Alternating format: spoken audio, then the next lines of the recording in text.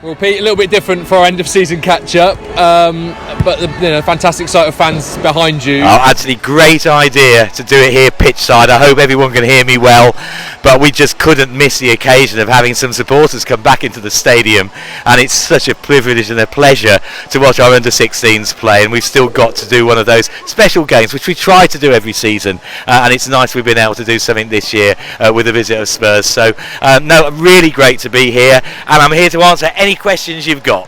No, absolutely. I don't want to reflect too much on last year because it has come. And Anthony, last season has gone. I don't want to talk about it other than I think we've made massive improvements. Russ has talked about it enough with the 3 teams we've had, etc. Everybody knows that the last game wasn't great.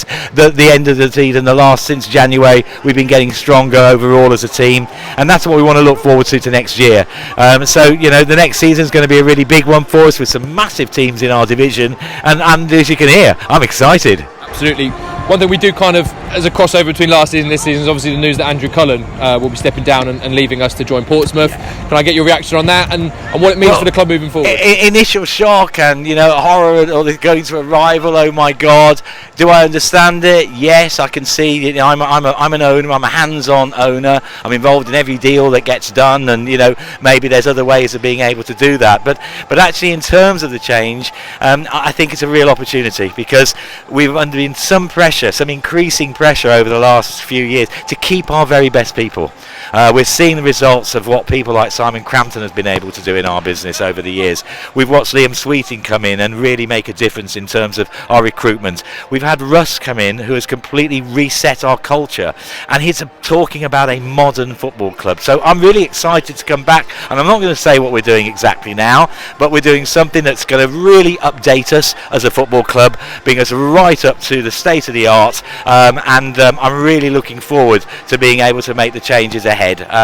So as I say, we wish Andy every success, and actually it just puts that little bit more on the Portsmouth game, doesn't it, next season? Absolutely. And I think the one question that's come out of it, I mean, we obviously set up this interview before this news came out, and it was a quick come out of the blue almost, didn't it, the news. But one thing that's come out of this is the questions about what this means for transfers, and Andrew Cullen did have a role in that previously. So what does that mean moving forward? He did. But we have a fantastic club secretary in Kirstine who was doing that for years before, and as I say, I think we've got Liam Sweeting who's ready to grow into being more involved in the final deals, and Anthony, in a football club it comes down to the chairman. At the end of the day, I've been involved in practically every deal that's happened at this football club, for good and for bad, and as I say, I think we're in the best place we've been for some time, so I'm not seeing that being impactful at all, and it enables Russ as well to be surrounded in a modern infrastructure, which is the one he expects to have as a manager, and I think while we've got him, I think we should be exploiting that for the good of our football club going forward. So shocking news, but actually I can see some good news out of it. 12 and a half years is a long time, but as I say, going forward, I think we've got every possibility of what we can go and do, and I'm looking forward to people taking that extra bit of responsibility. Let's talk transfers then. Plenty of names on fans' lips, of course. Will Grigg and Russ has already been quite vocal about his, how much of an impact Will had when he came in, and how much he'd love to keep him on. I don't want to go into specifics, and we're not going to talk now about. All I can tell you is that we are back to being extremely well run in terms of all of our backroom happening. We have targets everywhere. We know what happens if this happens, what happens if that happens, what we're trying to do here, what we're trying to do there.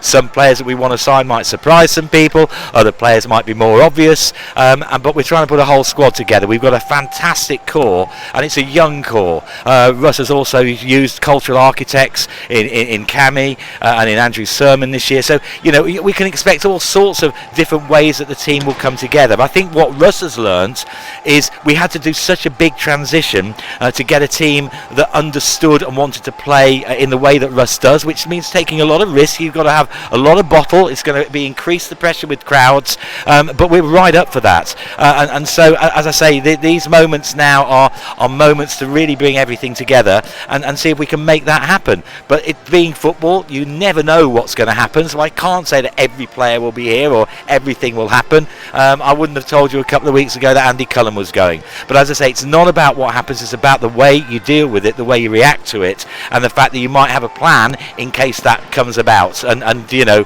all through the football club and through the rest of the business, COVID's been time for a big reset. And as I say, maybe a modernisation of the way that we run things, being able to make sure that we provide that right service to everybody that we expect to be engaged with our football club. A couple more questions on transfers if I can that have come from fans. Obviously last year tough time, absolutely, in terms of financial impact, and that was seen in the first half of the transfer window. Then obviously was able to kind of invest in some players in January, and I think the question for the fans is that capability there to invest if the right player comes up? It's all about the way you use your player budget. If we end up with half a dozen really expensive players, you'll be spending less money on a player.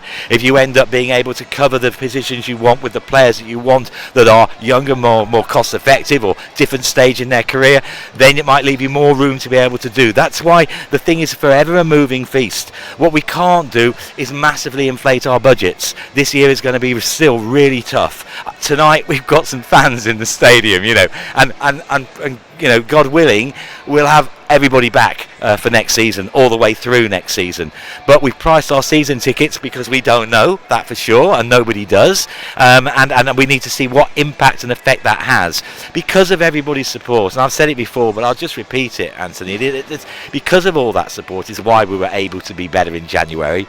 We'd budgeted X amount to go, and Y amount stayed, and that gave us that little bit of extra firepower. That's why we've wanted to commemorate everybody, and because we really pulled together well, this football club, in the midst of massive adversity, and we finished the season stronger than most. Now, what does that mean for next year? We'll have to see. There's some very big teams in our division. They've got much bigger fan bases. That gives them much more money to be able to play with, but they've got much more pressure on them. As I say, we've got a manager that's, you know, learning on the job, getting better every week, and I'm really excited to see what Russ will be able to bring to the club. I'm excited that we're back to what we were about. We're about people coming here, getting really good, and going.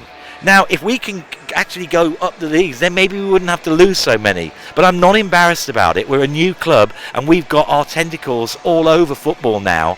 And I'm proud that we've been able to bring people in. And even Andy, he goes out at a much higher level than he came into this football club at. There's development on and off the pitch, and that's something, as I say, that I believe in as a business and as a person. I think it's about trying to get the best out of the people that you've got, because they are your assets, as we've seen through COVID. Absolutely. And the final question on transfers, and you touched on a little bit, but so after what happened last summer, there's a lot of scepticism about whether, you know, you can never know. You can never know. Look, I can't sit here and say you never know. And, you know, last year, Reece Healy's sale, absolute disaster though it was in some ways, was hugely important in being able to be strong at the time when all that came in and everybody was nearly falling over. So it wasn't planned, but did it work out? It worked. We've just got to believe. I'm going to sound like Russ now.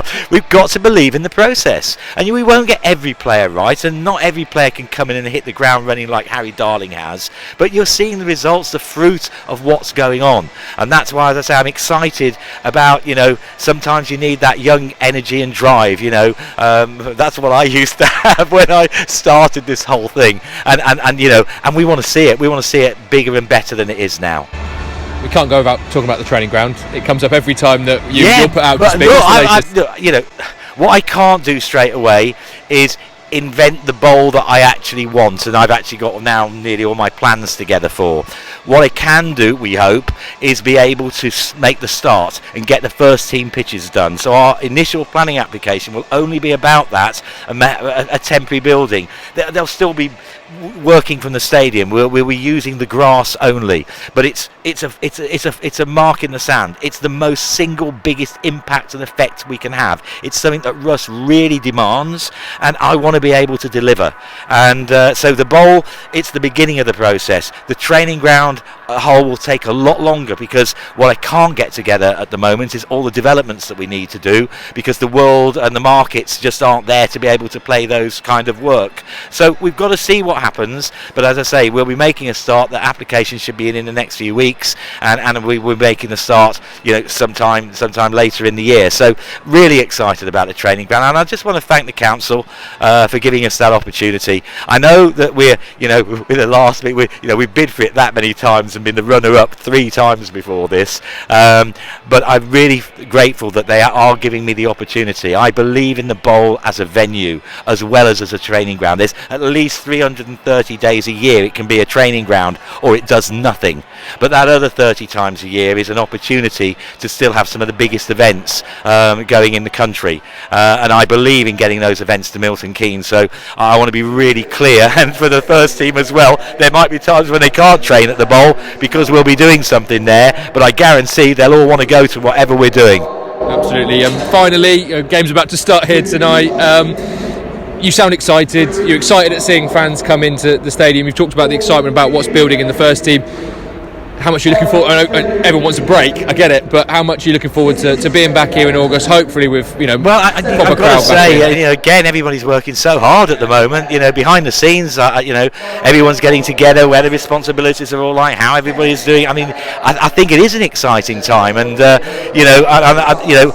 I think we've just got to go through the next few weeks. Then we're suddenly going to be in pre-season. We've got the Euros in the middle of it.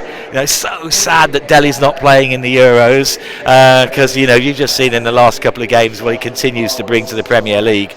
But there again, that's me being proud of somebody that's still not with the football club, but we've been a big part of their journey. And sometimes you have to make do with that. I just want to make sure that our journey one day takes us to where Delhi gets, and I don't know how the hell I'm going to actually do that in real life. But if we keep going forward and we keep getting better and we remind people of our culture, then I think all of those things will be possible one day. I believe in Milton Keynes. Absolutely, and Milton Keynes is the same with fans in it as well. Oh, even better, isn't it? Even better. No, fantastic, Anthony. I hope I've answered everything today. As I say, everyone knows I'm an approachable chairman, and anything that you can come back to me. We can do a part 2 or whatever if I haven't covered everything. But at the moment, all looking okay. The thumbs up, but it's football, guys. Anything can happen, and we have to be prepared for that. But sometimes that's the adrenaline of football. That's the difference. That's the changes you can make. You have to say the discoveries you can find. So let's not be threatened anymore. We've got our feet back on the ground, and we're absolutely moving in a very solid direction, and now going relatively quickly. Let's see where that brings us. I just hope it can bring us more than this year.